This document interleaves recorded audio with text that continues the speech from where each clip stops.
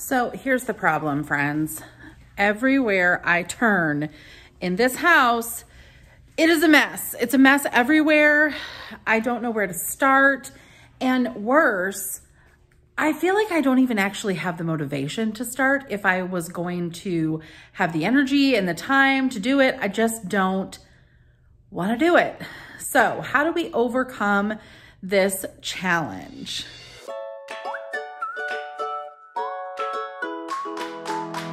Well, hello friend, I'm Mary Beth with At What Cost, where simple living and deep faith go hand in hand. And while we were in Florida this past weekend visiting my mom, we did some strawberry picking. This is the hard part. I don't even have a clean space to actually put my camera down to do this and talk to you at the same time. So I've got to clean a space off and then let's chat.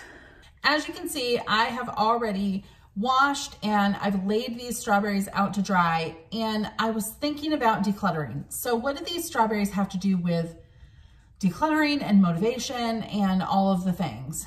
Well, first off, some of these strawberries, I've actually already thrown away about, I would say 6 cups of strawberries, maybe 4. If I had just let all of these strawberries that we picked sit in the refrigerator, there would be really little consequence to me. They would rot, I would throw them away, and we wouldn't eat strawberries. There's really no life or death consequence when it comes to these strawberries. And a lot can be said about the things in our house. That's part of the motivation for me, or should I say the lack of motivation, is that there's no real life or death consequence for not cleaning up all of this clutter in my home. But what if these strawberries, see this one? See how that's getting a little, it's getting a little mushy. There's still some good parts, but it needs to be trimmed. I'm not even gonna put it back in there. But what if these were the only things that I had to feed my family?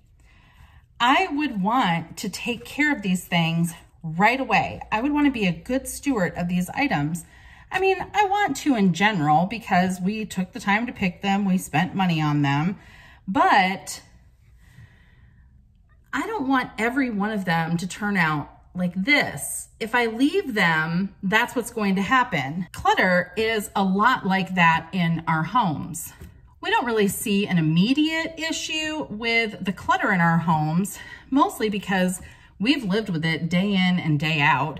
There's really no consequence to leaving it there other than our own ongoing mental health and frustration and all of the things that probably led you to click on a video like this to begin with. When it comes to clutter, the consequences are just difficult to see. There's not a lot of negative consequences that's very immediate and really kind of motivating. That's the issue, right? It's not motivating to want to get rid of these things.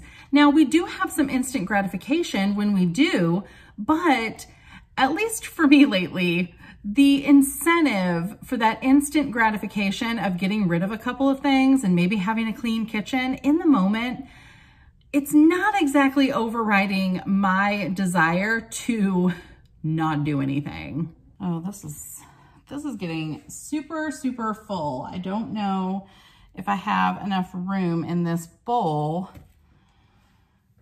because look, I still have all these strawberries to put in it. And I did take some more out. It was kind of hard to see that they were not real good when they were all laying out here. That's another piece of our clutter. It's hard for us to tell sometimes when it's all mixed together which things are actually worth keeping and which are not. When like this, look, this looked like a really great strawberry. It's not, but in this pile of strawberries from a distance, they all look so wonderfully red and delicious. And I just want to like make a pie or do something super yummy with these. But when I get a closer look at them and I start to separate them out and I start to weigh out what's actually good and what is actually rotten, I can see a much different story here among these strawberries.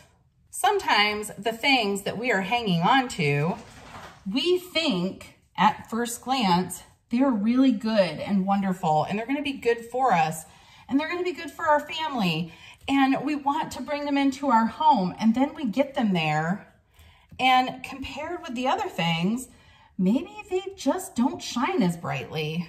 Maybe they don't solve the problem we thought they would, or worse, maybe they're just plain bad. So there you have it, a giant bowl of strawberries, and don't they look so good? They are actually really, really good. But I still, as I was sorting through these, and mind you, I have already thrown about 4 cups of strawberries away. I have another probably cup of strawberries that they look good, but they're just not. They're not good. They're not worth keeping. At least they're not as good as what I have ended up with in this bowl. So now that I have sorted all of these strawberries, I have to store them in a place that is conducive to keeping them fresh. So just like these strawberries, I need to maintain my decluttering and my stuff in a way that I'm gonna get the most longevity out of it.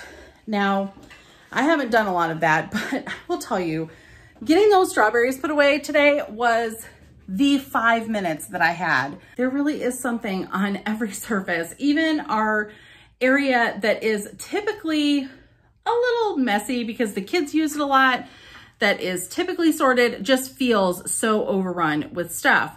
Now, just like those strawberries, there are really good things mixed in with things that are not so good. So when I look at a place like my kitchen island, for example, there may be all kinds of things mixed in there. It could be junk mail, it could be Valentine's Day cards, there could be bills in there that have to be paid. I know on my kitchen island right now, there are some swim goggles that my kids are gonna need on Saturday, and all kinds of other things that are both important and maybe just kind of like a rotten strawberry that's just hanging around, contaminating everything else. And eventually all of those good things, if I don't deal with them and get the bad things out, all of those good things are gonna get just completely covered with the rotten stuff. Because the unfortunate part is that the rotten stuff just keeps multiplying. If there is anything that I have learned over the last 4 years about decluttering,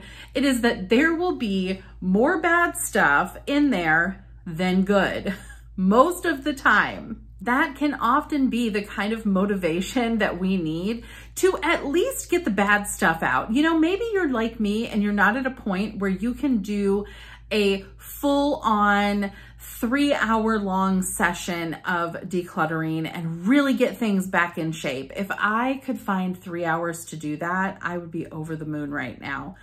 But in this phase of life, it's just not happening.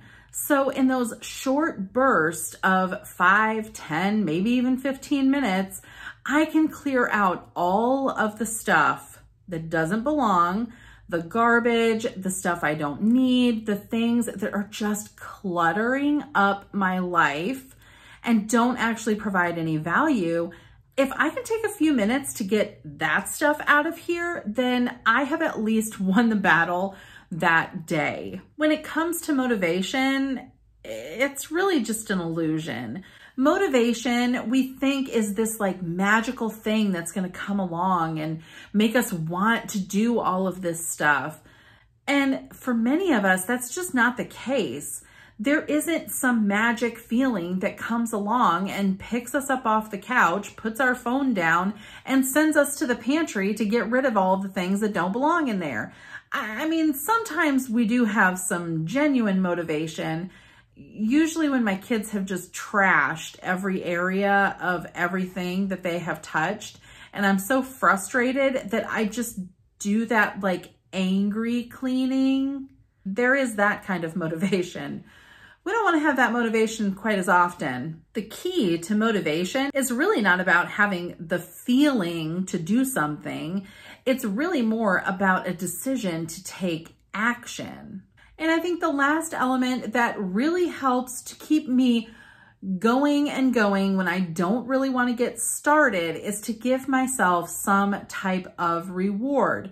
Once I have gotten through the task, if I decided that I was going to work for 15 minutes and then give myself 5 minutes on social media, at the end of that 15 minutes, I'm going to reward myself with 5 minutes on social media. Or maybe you really need an incentive and you decide to do 5 minutes of decluttering and 15 minutes of social media. You do you, friend. If that's what works to keep you going, then figure out what really does call you to take action and continue on decluttering your home, because ultimately it's like a snowball effect. Just like the way that those rotten strawberries can start to infect everything around it, when we start taking that out, we start seeing the things around us that are really good, that we enjoy, and just all of the wonderful things, we start to see that multiply in its place. We go from this kind of mixed bag of not really knowing what's rotten and what's not, to having a home that is really a place where we can flourish. Thanks so much for watching, and until I see you again, keep fighting the good fight.